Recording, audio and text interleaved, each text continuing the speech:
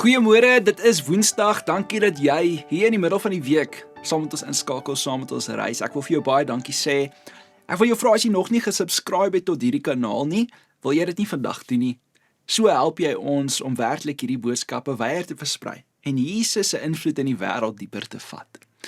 Ons is hierdie week besig om te gesels oor die Here van my lewe. Skrifgedeelte Romeine 5 vers 1 en ek lees dit graag vir jou vanoggend. As mense wat deur God vrygespreek is omdat ons glo, het ons nou vrede met God op grond van wat Jesus Christus ons Here gedoen het.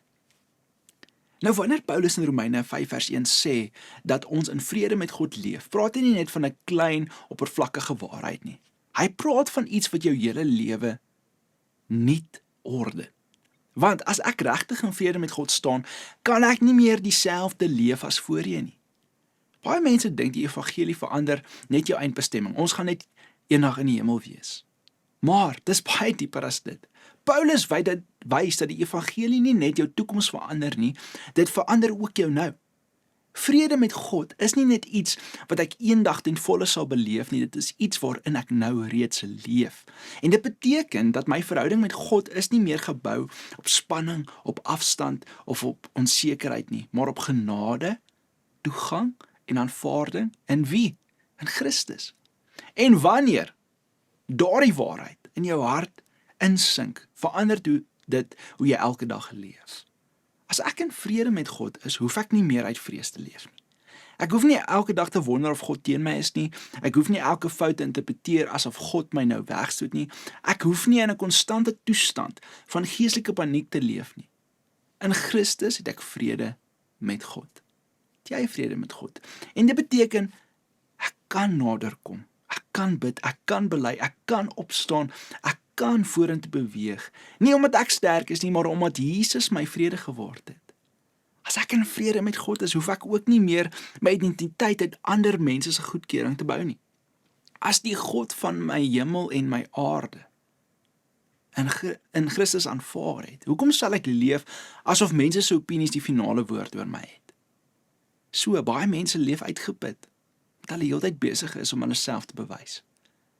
Hulle wil goed genoeg wees, aanvaar word, raak gesien word, bevestig word deur die wêreld, maar vrede met God bring 'n mens op 'n plek waar jy nie meer jou lewe bou op menslike applous nie. Jy begin rus in die feit dat jou diepste saak reeds in Christus afgehandel is. En hierdie vrede verander ook hoe ek sonde hanteer. Voorheen hardloop mense dikwels van God af weg wanneer hulle val in sonde. Sien dit in Adam en Eva, skaamte dryf hulle weg, skuld maak hulle stil, maar wanneer jy verstaan dat jy in vrede met God staan deur Jesus, begin jy leer om nie van God af weg te hardloop nie, maar na hom toe. Jy begin verstaan dat belydenis nie 'n deur is wat jy oopdruk om God sagter te maak nie, dit is die pad van 'n kind wat reeds weet, die Vader se arms is oop vir hom, vir haar. Vrede met God verander selfs hoe ek teen moeilike tye gaan. Want nou interpreteer ek pyn nie meer as bewys dat God teen my is nie. Nee, ek weet, selfs in swaar kry staan ek nog steeds in vrede met God. Selfs wanneer ek nie alles verstaan nie, het my status voor hom nie verander nie. Dit het die totaal en al geskuif. Selfs wanneer die lewe ruk, staan die kruit steeds vas. En dis hoekom hierdie vers so kragtig is. Dit sê nie net iets oor God nie, dit sê iets oor my hele lewe onder God.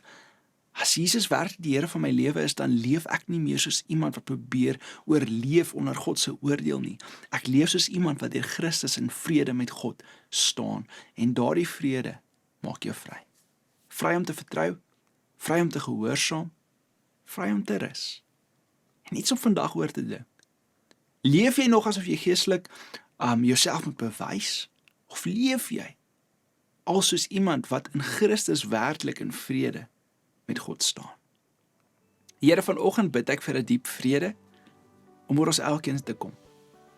Here, 'n vrede met 'n wete dat ons naby aan U kan kom vandag. Ons kan vanoggend ons alles voor U voete kom los, voor U kom bely, op U ten volle vertrou, want U is waarlik die Here van ons lewe. En ek bid vandag dat dit 'n realiteit sal word. In Jesus naam. Amen. Dankie dat jy vanoggend ingeskakel het. Ek sien jou weer môreoggend. Lekker dag.